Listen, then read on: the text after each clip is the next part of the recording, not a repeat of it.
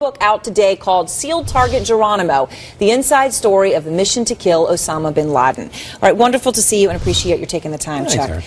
So I want to start first with the controversy. You came out with this book. You've talked to the SEALs. That's what you say. They're not supposed to talk today.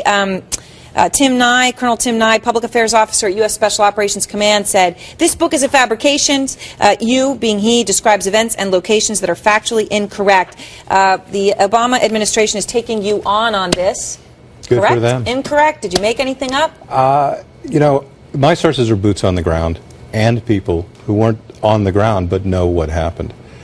And if it's a compare story situation, well, which administration story am I supposed to believe? The 45-minute firefight, the crashed helicopter. I mean, my sources were the guys who were there and doing it. And some of the differences are, it was the 45-minute firefight was the official story the American people were told the day after.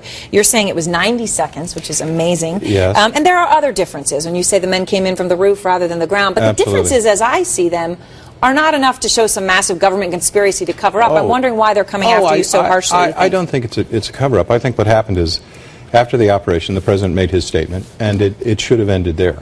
Now, whether or not it was appropriate for national security reasons to come out and admit the operation, that's another thing. Mm-hmm. He made his statement, that was great, and it should have ended there.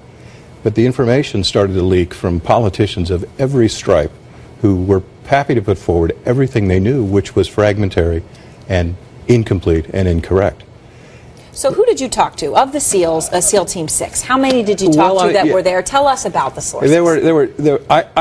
Digging into this, I had to deconflict stories of guys that were on the ground.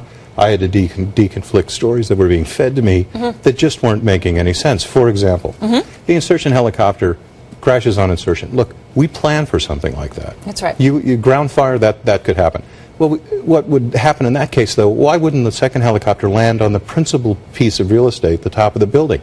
Why would it divert outside a 20-foot wall and put the guys out? That was one of the first alarm bells that went off in my head. Totally wrong. So I think what happened is the administration lost control of this story, then clamped down on it, leaving these half-facts out there, and they metastasized into this story of a ground-up assault where a man was shot in his bedroom after a 45-minute operation. That's not what happened. So, and as you say, from what you know from the SEALs, it took 90 seconds. You talk about two SEALs going into Osama bin Laden's bedroom. He reached for his weapon. They shot him immediately. How did they feel when they did that? What did they tell you? Well, I don't think feeling really had much to do with it. These guys go in. When they go in, they are just on in the moment, in the second. They have to be, because that's what it takes to survive in these situations. You know what?